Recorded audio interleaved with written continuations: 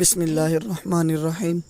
ہانٹس channel کے تمام سامعین کو ایک مرتبہ پھر سے خوش آمدید۔ امید کرتا ہوں کہ آپ سب بخیریت و عافیت اللہ تعالیٰ کے فضل و کرم سے اپنی زندگیاں گزار رہے ہوں گے۔ تو آج ہم جس موضوع پر بات کریں گے وہ ہے خواب میں اپنے کسی دشمن کو دیکھنا۔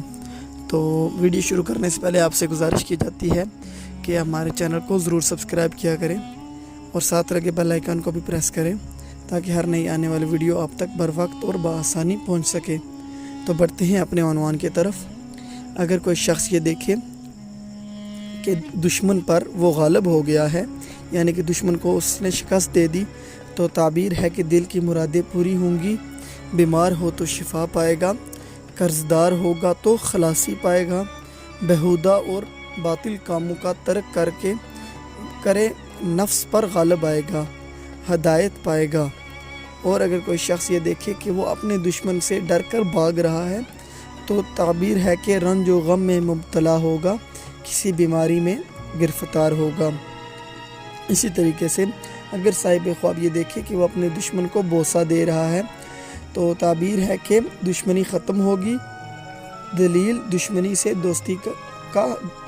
دوستی کا ہاتھ میں رہے گا۔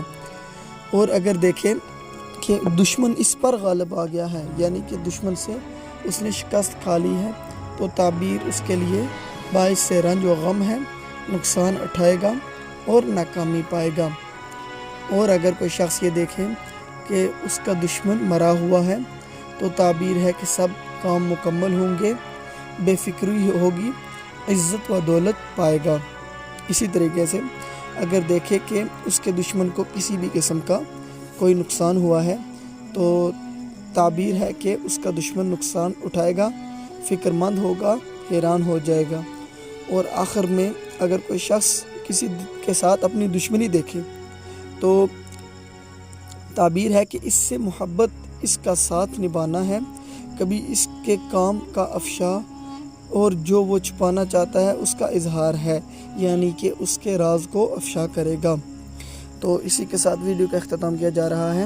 آپ تمام سامعین سے گزارش ہے کہ اپنی سپورٹ اسی طریقے سے جاری رکھیں اور اپنی دعاؤں میں بھی یاد رکھیں۔ اللہ حافظ۔